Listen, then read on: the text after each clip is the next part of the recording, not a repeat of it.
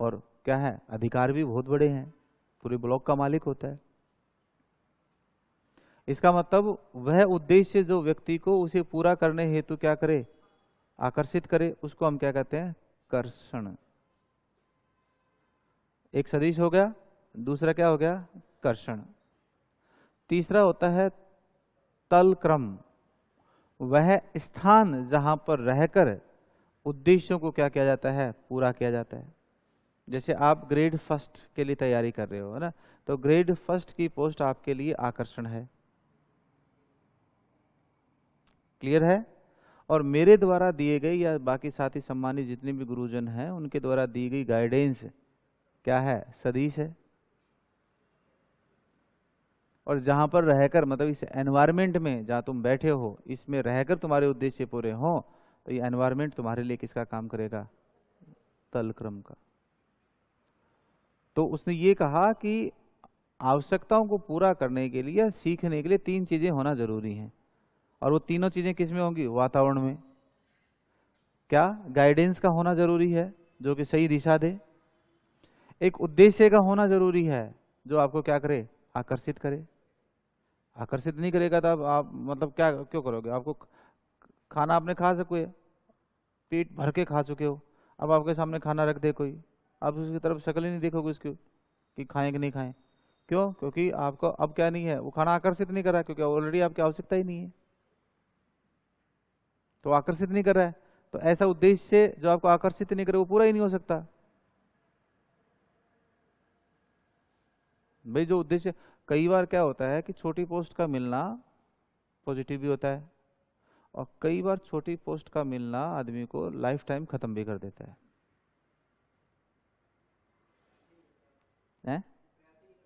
प्रयास ही नहीं करता, क्योंकि उसकी मिनिमम आवश्यकताएं क्या होने लग जाती हैं, पूरी।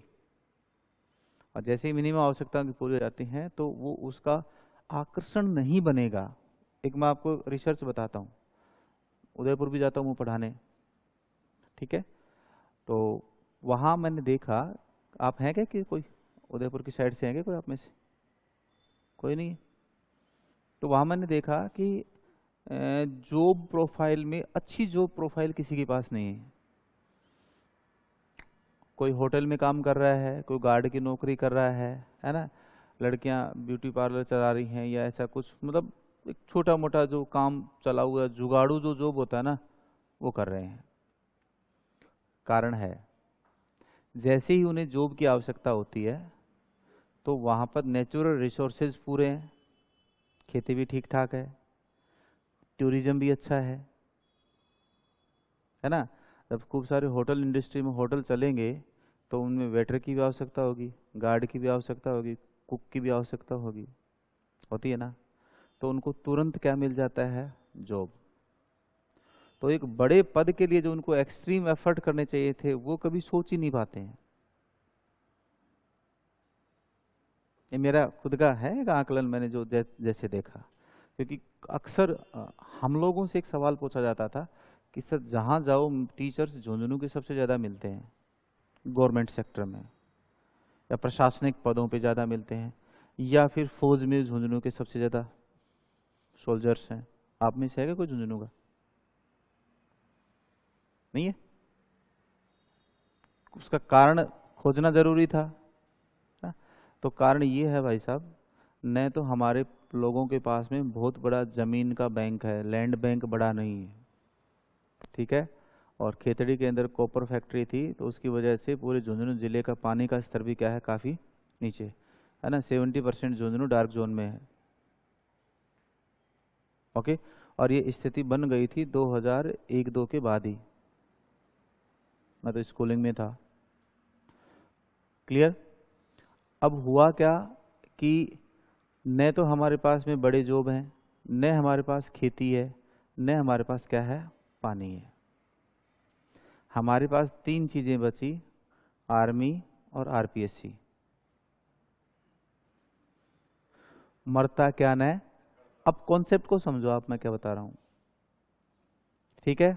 तो हमने एक चीजों को पकड़ लिया, और 2004-5 के आसपास हमारे एक गुरुजियों का समूह है जिनको लगभग हर झुंझुनू का स्टूडेंट जानता है, 4-5 ऐसे टीचर हैं, एक कोचिंग है, वो पायोनियर रही हैं झुंझुनू की, ठीक है। उन्होंने आरएस की तैयारी की, वो खुद लगे भी, उन्होंने फिर फ्री कोचिंग करना, कोचिंग सेटअप डालना, ये अच्छा सा प्रयास किया और लोगों को मेहनत करना सिखाया। 2006 वाली जो भर्ती हुई थी 39,000 टीचर्स की, उसमें खूब सारे टीचर लगे झुंझुनू से। तो फिर एक राह मिल गई, एक दूसरे को गाइडेंस मिलती गई ना, तो फिर बच्चों ने एक सोच लिया कि 12वीं के बाद में सीधे लग जाना, कुछ नहीं सोचना, या तो फौज में जाना है या आरपीएससी की तैयारी करनी है, उसके अलावा कुछ सोचते ही नहीं। क्लियर समझ में आ रही बात? क्लैट प्लेट करना, एमबीए करना, ये झुंझुनू के पानी में ही नहीं है। क्यों नहीं है? क्योंकि उनको पता ही नहीं है। उनको जो डायरेक्शन मिल रही है वो मिल रही है टीचर भर्ती के लिए या आर्मी के लिए, है ना। तो इस वजह से हमारे पास बहुत ज़्यादा लैंड बैंक नहीं था, बहुत ज़्यादा रिसोर्सेज नहीं थे, तो हमने ऑलरेडी क्या कर लिया, एक चीज़ के पीछे पड़ गए, हमने उसी में आकर्षण ढूंढा, और वो आकर्षण किस में है? आरपीएससी में। अगर उसी समय हमारे क्षेत्र के लोगों को भी छोटी मोटी जॉब तुरंत मिल जाती, तो जो बड़ा एक तनाव बनना था वस्तु को प्राप्त करने के लिए, वो नहीं मिल पाता है। जैसे शाम के समय तुम थोड़ा ठीक ठाक खा लो, भूख अच्छी लगी हुई है, और तुम हल्का फुल्का खाने के बजाय हल्का सा स्नैक्स ज़्यादा ले लो, तो क्या शाम की भूख वैसी लगती है जो हमेशा लगती है, या कुछ फ़र्क हो जाता है? हो सकता है आप फिर बाद में स्किप भी कर सकते हैं कि यार अब भूख नहीं है। मीनिंग समझ में आया? क्यों? क्योंकि आपने उस बड़ी आवश्यकता के आकर्षण को क्या कर दिया, छोटी आवश्यकता को पूरा करके खत्म कर दिया। तो ये डाइटिंग प्लान में भी काम करता है। डाइट प्लान बनाते हैं, न्यूट्रिशन जो देते हैं, तो डाइट प्लान में ये चीज़ बताते हैं कि ऐसा कुछ खा लो जाके शाम का खाना क्या हो जाए, स्किप हो जाए। तो फास्टिंग के वो कुछ वो होते हैं, प्रारूप मॉडल्स होते हैं कि 16-8 का है, 12-12 का है, या ऐसा कुछ है, बहुत सारी चीज़ें आती हैं आजकल। तो वो आवश्यकता जैसे ही आकर्षण में नहीं बदलेगी वो पूरी हो नहीं सकती है। तो यही सेम सब्जेक्ट का हाल होता है। अगर एक टीचर सब्जेक्ट में आकर्षण पैदा कर पाए, तब तो बच्चा उसको क्या करता है, पढ़ता है। और अगर आकर्षण पूरा नहीं होगा तो बच्चा उसको पढ़ेगा ही नहीं। आगे जहां पर रहकर आवश्यकता पूरी होती है, तलक्रम। क्लियर? वह उद्देश्य जो आवश्यकता पूर्ति के लिए जरूरी है वो आकर्षण, और वह सकारात्मक ऊर्जा अनुदेशन, निदेशन या निर्देशन जो उद्देश्य प्राप्ति में क्या करता है, सकारात्मक दिशा। अब कॉन्सेप्ट की बात करें। जीव वातावरण में अंत्यक्रियाएं करता है। ये अंत्यक्रियाएं दो प्रकार की हैं, नकारात्मक अंत्यक्रिया और क्या, सकारात्मक। नकारात्मक अंत्यक्रियाएं व्यक्ति को असफलता, तनाव, संघर्ष और मांग को बढ़ाती हैं, ठीक है, जिससे आपस का संघर्ष क्या होता है, दबाव बढ़ता है। और इसी समय अगर कोई व्यक्ति को कौन सी पॉजिटिव इंटरेक्शन मिल जाए, तो इस पॉजिटिव इंटरेक्शन से बनी अभिप्रेरणा यहाँ के तनाव को क्या करेगी, कम। तो जो मुझे आरएएस मेंस में सेलेक्ट होने का, जो नहीं होने का दुख जो हुआ, उसको बैलेंस किसने किया, फर्स्ट ग्रेड के रिजल्ट ने। क्लियर है? जैसे तुमने 2 जॉब की तैयारी की, एक बड़ी और एक उसके समकक्ष या उससे हल्की सी छोटी जॉब तैयारी की आपने। क्लियर है? एक में आप पहले असफल हो गए तो तनाव में आए कि नहीं आए, तो लेकिन तीसरे दिन वो एक पॉजिटिव रिजल्ट आ गया, तो घर वाले क्या कहेंगे, कोई बात नहीं, छोड़ उसको, ये तो है ना, ये तो है ना। तो उस सफलता से क्या मिला, मोटिवेशन। अब ये मोटिवेशन क्या करेगा, उस असफलता के तनाव को कम करने की कोशिश करता है। और ये सारी चीजें आपस में क्या है, ये यो नहीं है, ये यो है, दैट इज इंटरेक्शन। और आपस में क्या है, इंटरेक्शंस का खेल है। किसका है, इंटरेक्शन, अंतःक्रियाओं का खेल है। पॉजिटिव नेगेटिव लाइफ में चलता रहता है, कभी पॉजिटिव, कभी दुख, कभी सुख, ऐसे चलता है। सीख रहा है कि नहीं सीख रहा है इंटरेक्शन करने से? यही है कुर्ट लेविन की थ्योरी। अब समझाएगी बात? तो जर्मन्स का भी साइकोलॉजी में बहुत बड़ा योगदान है, बहुत अच्छे सिद्धांत, गेस्टाल्टवाद, ये वाली थ्योरी, ये सारे किसकी देन है? जर्मन्स की। और देखो ये ऐसे नहीं था, अमेरिका और जर्मन्स आपस में एक दूसरे के दुश्मन है, तो एक थ्योरी अगर किसी ने दे दी ना, तो दूसरी थ्योरी जर्मन्स को देने के लिए क्या हो जाते थे? नैतिक रूप से बाध्य हो जाते थे। या अगर जर्मन्स ने अच्छी थ्योरी दे दी तो फिर अमेरिकन को क्या करना पड़ता था? कुछ ना कुछ करना पड़ता था। ये नैतिक मतलब बौद्धिक युद्ध होते हैं, इंटेलेक्चुअल वॉर, है ना, कि भाई वर्ल्ड कम्युनिटी में अगर अपना दबदबा बनाए रखना है तो जरूरी हो जाता है, और इसके लिए वो रिसोर्सेज ज़्यादा बढ़ाते हैं, है ना, लोगों को सुविधाएं अच्छी देते हैं। हमारे तो मिड डे मील के अंदर भी टीचर ये सोच लेता है कि कुछ जुगाड़ हो जाए। मेरे पास 8-10 केस पड़े हैं अभी पेंडिंग में मिड डे मील की जांच के। फर्क है, इसीलिए नोबेल नहीं मिलता हमें, हमारी सोच का फर्क है। आत्मचिंतन की आवश्यकता है कि जो बच्चों का है वो तो बच्चों को ही दो ना। जब आदमी को 1 लाख रुपए गवर्नमेंट दे रही है और उससे 1500 हजार 1500 रुपया आप बचा लोगे पूरे महीने भर तक चोरी करके, बेईमानी करके, तो 1 हजार से कुछ नहीं होना है, कुछ नहीं होना है। हो सके तो 1-2 हजार रुपये अपनी जेब से खर्च कर दो, भगवान कहीं और किसी माध्यम से कुछ और दे देगा। और भी नहीं देगा तो एक मेंटल पीस तो मिलता है। आदमी कर किसके रहा है? मेंटल पीस के लिए कर रहे हैं, ठीक है ना। तो ये चीज़ें हैं, आप टीचर बने, भगवान की दया से सब अच्छे हो, लेकिन इस मानसिकता के साथ मत जाना कभी भी स्कूल में। और अगर मैं आप 4 लोगों को ये बता पाने में समर्थ रहा कि ऐसी मानसिकता के साथ स्कूल नहीं जाना है, तो हो सकता है 4 में से 2 तो नहीं जाएं, और वो 2 हो सकता है अच्छे प्रयास करें, वो बहुत सारे बच्चों को ठीक ठाक करवा दें। तो पॉजिटिव मैसेज का असर हमेशा होता है, हो सकता है वो धीरे हो लेकिन होता है, ऐसा नहीं कि नहीं होता है, तभी दुनिया चल रही है, ठीक है। हाँ, खाना वाना जरूर खा लेना, अगर बाहर रहते हो, पोस्टिंग दूर है, तो उसमें 100 आदमियों को बनता है तो एक आदमी का खाना खराब भी हो जाता है ना। दूसरी बात, एक आदमी के खाने का तो गवर्नमेंट परमिशन भी देती है, क्योंकि पहले खाना टेस्ट करना है, उसके बाद ही बच्चों को खिलाना है, ठीक है।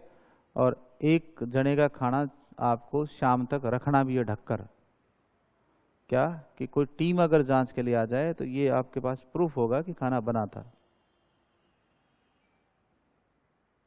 अब कई बार हम जांच पे जाते हैं तो हमारे लिए वो खाना अच्छा बना देते हैं, मुझे लग जाता है कि हाँ ये खाना स्पेशली बनाया गया है। मैंने कहा गुरुजी वो खाना खिलाओ जो बच्चों को खिला रहे हो। फिर बच्चों को बुला लेते हैं, हाँ बेटा ये खाया है क्या तूने? नो गुरुजी, वो तो कौन खायो। मैं तो खिचड़ी खाई ही। ये मैं तो खिचड़ी खाई गुरुजी। अब वो टीचर की हालत देखने लायक होती है। अब अगर उस पर रिमार्क कर दें तो उसका वेतन भी कट सकता है, उसके प्रमोशन भी रुक सकता है, बहुत सारी चीजें। फिर वो बुरा नहीं किया जाता है, फिर मैं गुरुजी ये तो मत करो यार, कम से कम लिखो। है प्राइवेट संस्थाएं होती हैं जो रजिस्टर्ड एनजीओ होते हैं, उनको भी दे सकते हो आप, है ना।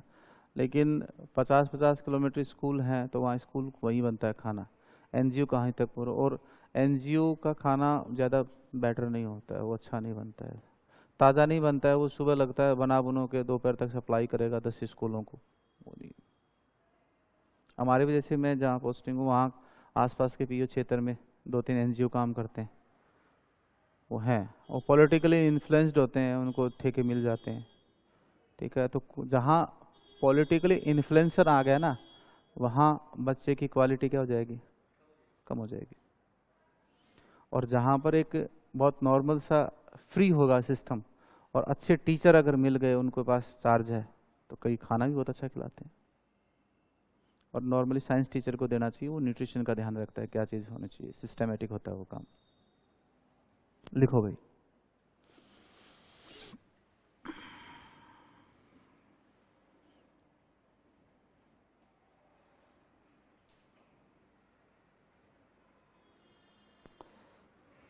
कुर्ट लेविन का तल क्षेत्र बिंदु सिद्धांत या क्षेत्र बिंदु सिद्धांत, नाम तो लिख लिए थे क्या? उसके बाद लिखो, कुर्ट लेविन ने बताया कि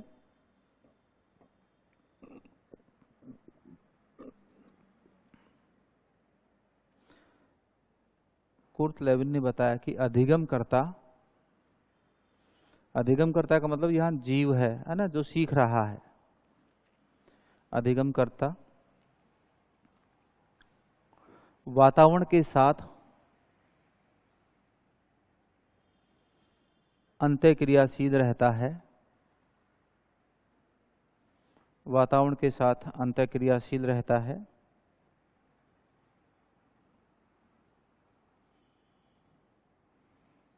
अंतःक्रियाशील रहता है तथा ये अंतःक्रियाएं दो प्रकार की होती हैं।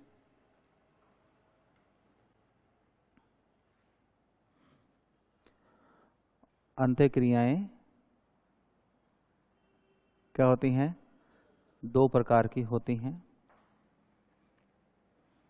एक इम्पोर्टेंट बात और बता दूं मैं आपको कि ये जो जितना भी वातावरण का अंतःक्रियाशील क्षेत्र होता है, इसको लाइफ स्पेस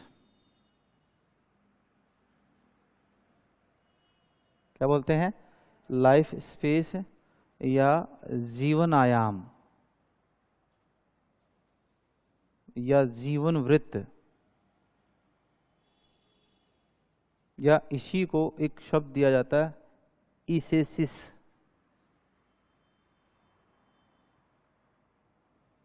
सुस्थिति। बायोलॉजी में एक ब्रांच होती है इकोलॉजी, और इकोलॉजी में एक टॉपिक आता है सक्सीशन, अनुक्रमण, और अनुक्रमण का पहला भाग होता है न्यूडेशन। ठीक है, वेजिटेशन साफ हो जाती है और फिर इस पर पायनियर स्टेज आती है, फिर संघर्ष होता है, और अंत में जब जो जाति अपने आप को क्या कर लेती है, संघर्ष में विजय पा लेती है, तो क्लाइमेक्स स्टेज पे वही जाति क्या होती है? प्रभावी होती है। उस स्थिति को क्या कहते हैं? सुस्थिति, ईसेसिस। ठीक है, ज्योग्राफी में भी आती है ईसेसिस प्रोसेस। तो हर व्यक्ति के जीवन में ईसेसिस आता है। हम वातावरण में संघर्ष करते हैं, तो जो संघर्षशील क्षेत्र है वही क्या है? जीवन आयाम है, जीवन वृत्त है, लाइफ स्पेस है। ठीक है, और वो लाइफ स्पेस ओवरऑल क्या बचेगा कि जिस स्थिति में हमने अचीव कर लिया और अब हम आराम से अपनी ज़िंदगी क्या कर रहे हैं? आवश्यकताओं की पूर्ति कर रहे हैं, तो उस प्रोसेस को क्या कह देंगे? सुस्थिति। क्लियर है? तो कितने प्रकार की हैं अंतःक्रियाएं? दो। उसमें लिखो सकारात्मक अंतःक्रिया एवं नकारात्मक अंतःक्रिया।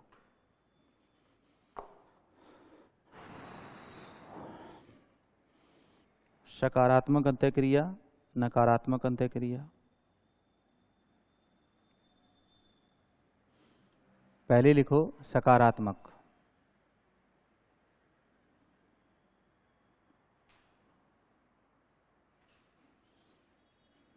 सकारात्मक, इस अंतःक्रिया से जीव की आवश्यकताओं की पूर्ति होती है, जीव की आवश्यकताओं की पूर्ति होती है, और आवश्यकताओं की पूर्ति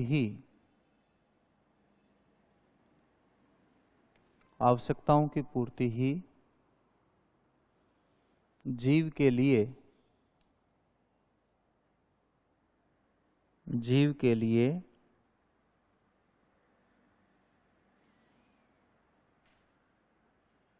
मोटिवेशन या पुनर्बलन का कार्य करती है।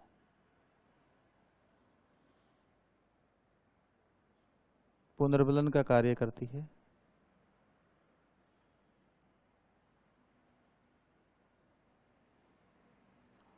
और तनाव व दबाव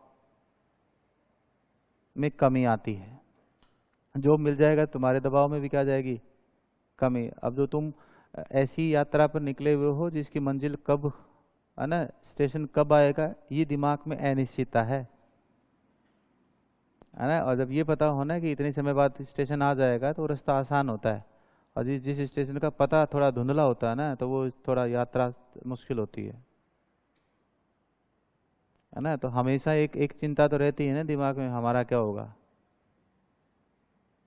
और ये चिंता स्वाभाविक होनी चाहिए, ये रहती, ये जब तक रहेगी ना तब तक ये तुम्हें ट्रिगर करेगी।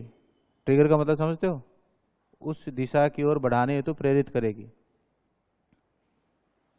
वो ठीक भी है, पॉजिटिव दबाव है ये। और जिस दिन ये दबाव बहुत ज़्यादा बढ़ जाएगा उस दिन बिखर जाओगे। तो ये दबाव थोड़ा ही रहना चाहिए, लेकिन रहना हमेशा चाहिए। ये मतलब साइकोलॉजी ऑफ फोबिया, डर की साइकोलॉजी है। डर व्यक्ति को सचेत करता है। मैं कोचिंग लेट ना हो जाऊं इसलिए तुम जल्दी उठते हो, इस डर से जल्दी उठते हो कि गुरुजी यार कुछ बोल देंगे फालतू में, है ना।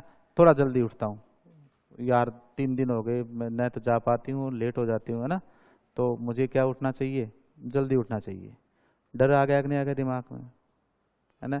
चाहे आपका खुद का या चाहे सेल्फ स्ट्रीम है, एक सेल्फ आपका रेस्पेक्ट है कि यार मुझे कोई क्यों कहे। ऐसे सोचा करो कि यार मुझे ऐसे कोई कैसे कह सकता है। नहीं कह सकता, क्यों? क्योंकि मैं टाइम पे चला जाऊंगा, कोई नहीं कहेगा, है ना। तो ये डर बैठ गया। अब आपको वो डर क्या करेगा, एक्टिव रखेगा। रखेगा नहीं रखेगा, और आप टाइम पे उठ जाओगे। मैंने एक दिन एग्जांपल पहले भी दिया था आपको, है ना, कि रात को आपकी 3 बजे ट्रेन है, कहीं जाना है आपको, और आप ये सोचकर सोते हो कि आज जल्दी सो जाता हूँ ताकि जल्दी उठूंगा। लेकिन नींद वही 11 बजे आनी है जिस समय आती है, आप चाहे करवटें बदलते रहो। अभी आप सो भी गए मान लीजिए चिंता निश्चिंत का था, लेकिन आप 11 बजे सोए तो पक्का 1 बजे आँख खुल जाएगी अपने आप। फिर आप टाइम देखते हो, अरे यार अभी तो टाइम है ना, 2 बजे उठना है। फिर आप क्या करोगे, 2 बजे से पहले एक बार और 2:30 बजे 1:30 बजे उठ जाओगे, और 2 बजे आते आते आपकी आंखें अपने आप ही खुलने लग जाएंगी, है ना। क्यों? क्योंकि माइंड में आपने एक ट्रिगर पॉइंट बना दिया पहले ही कि मुझे 3 बजे जाना है, मैं लेट हो जाऊंगा, और लेट हो जाऊंगा तो मेरा नुकसान हो जाएगा। यस और नो? क्लियर है ना। इसलिए आप क्या करते हो, सो ही नहीं पाते हो। ये है डर, जो साइकोलॉजी के रूप में काम करता है और आपको सचेत रखता है। डर व्यक्ति को सचेत रखता है, और ये होना जरूरी है। और जिससे ये डर निकला कि है कुछ को नहीं हुआ, देखे जाएगा, सो तान के सोता होता है ना। और फिर वो तान के सोता है, क्यों, डर तो बना नहीं, और तान के सोता है ना। और फिर वो सुबह उठता है तो अरे यार 9 बज गए, एक तो गई, कल देखेंगे, अब और भी नहीं चलते, और सो, है ना। फिर वो और तान के सोता है। तो डर जरूरी है लाइफ में, ध्यान।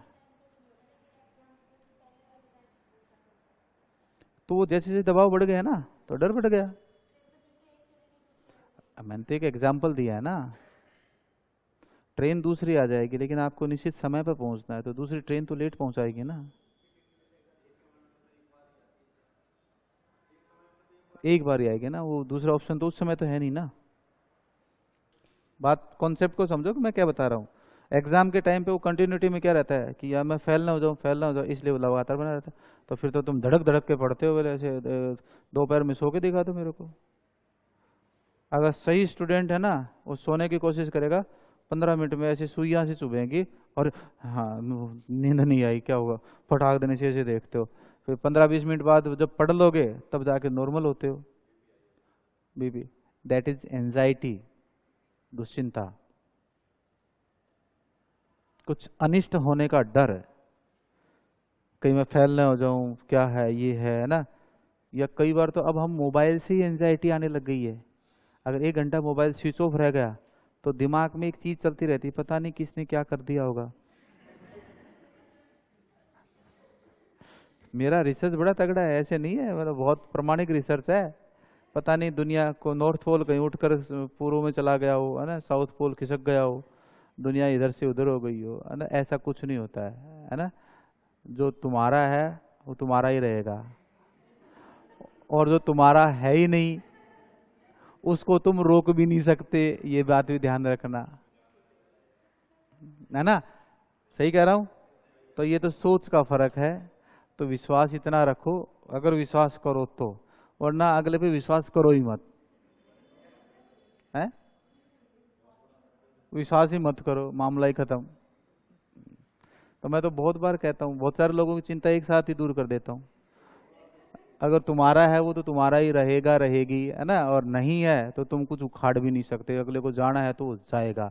तो तुम भी कहोगे तुम नहीं तो कोई और सही। ठीक है ना।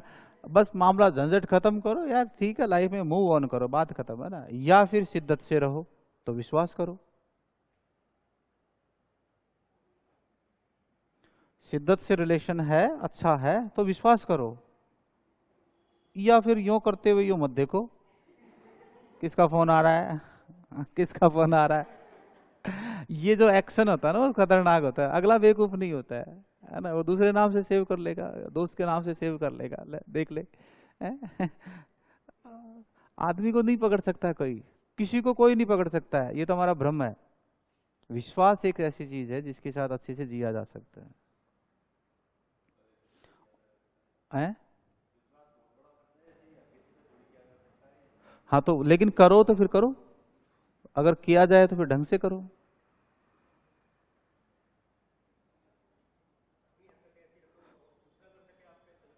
अरे यार मैं तो हमेशा ही कहता हूँ, तुम सीता चाहते हो, खुद राम तो हो क्या। मेरे सवालों का जवाब नहीं मिलता है क्लास से, वो आप सामने नहीं मिलता है कि सर क्या करें। हम्म। सब भी नहीं होते, ये शब्द भी नहीं कह सकते कि सब है, ऐसा भी कुछ नहीं है ना। 5-4% लोगों के कारण सब काउंट किए जाते हैं, ये ध्यान रखना। नेगेटिविटी का मान हमेशा ही पॉजिटिविटी से कम होता है, लेकिन जब लोगों पे अप्लाई होता है तो उसका प्रभाव हमेशा ज्यादा होता है। 2-4 लोगों के कारण सब लोग बदनाम होते हैं। सारे लड़के बेकार थोड़ी होते हैं, बहुत अच्छे भी होते हैं, है ना। बस दिक्कत वही है कि किसी और का भाई है वो, तो ये लड़के सारे बेवकूफ ऐसे ही होते हैं, वो सर सारे ऐसे ही लड़के होते हैं। फिर मैं कहूँ तुम्हारा भैया, मेरे भैया तो बहुत अच्छे हैं, है ना। ये ये जो सोच है ना कि मेरा भाई तो बहुत अच्छा है, वो तो पता नहीं क्या है ना। और बाकी सबके भाई क्या है, बेकार है। अरे वो भी किसी का भाई है ना। तो कई बार स्टाफ वाले मेरे से चर्चा करते हैं, बहुत सारी चीजें होती हैं, है ना। उसमें बड़े बुजुर्ग भी शामिल होते हैं, सारी बात है। तो वो ऐसे कहते हैं, वो सर ये सेम लाइन मैं आपको भाभी जी के लिए बोलूं तो,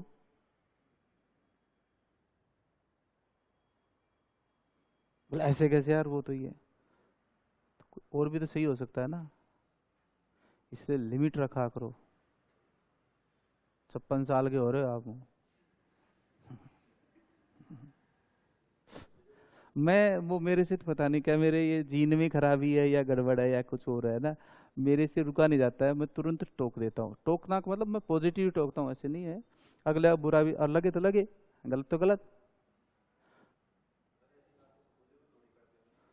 हाँ यार, क्या बात करते हो, नैतिक अपराधों की संख्या सबसे ज्यादा बुजुर्गों की है। साइकोलॉजी ये नहीं कहती है कि एक 40 साल के बाद में मामला स्विच ऑफ हो गया ना, सब गड़बड़ करते हैं। बस उन पे विश्वास है, विश्वास करने का दायरा बंद कम हो जाता है।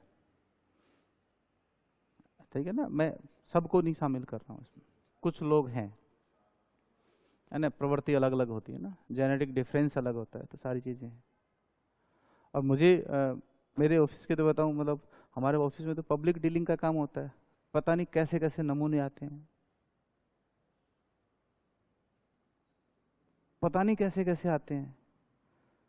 तो उनको झिड़कना भी पड़ता है, उनको अलग अलग तरीके से मैनेज करना पड़ता है, पावर भी दिखानी पड़ती है सारी, तब जाके मैनेज होता है। ऐसे थोड़ी होता, वरना तो यहाँ बैठ जाता आदमी।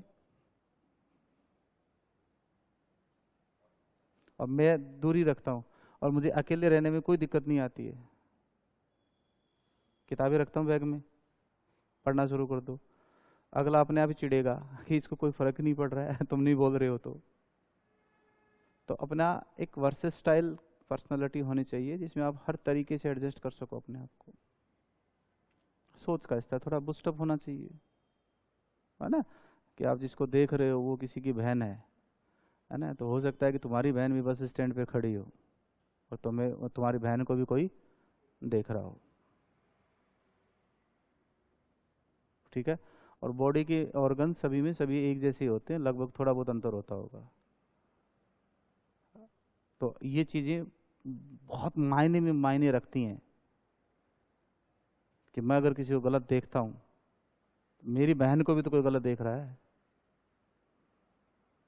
सोच का स्तर है बस, बाकी तो लिखो। साइकोलॉजी केवल पढ़ाती नहीं है, साइकोलॉजी बहुत कुछ सिखाती है। लाइफ को जीना सिखाती है कि आगे चलकर कैसे मैनेज करना अपने आप को। जब एक फादर पिता बेटी का बाप बनता है ना, जब उसमें बहुत कुछ सुधार आ जाता है। क्यों आ जाता है पता है? समझ में आई बात? क्योंकि उसको लगने लगता है कि मैं भी बेटी का बाप हूँ। तो अगर वो किसी को ताड़ेगा तो भाव आएगा, मेरी भी तो बेटी है।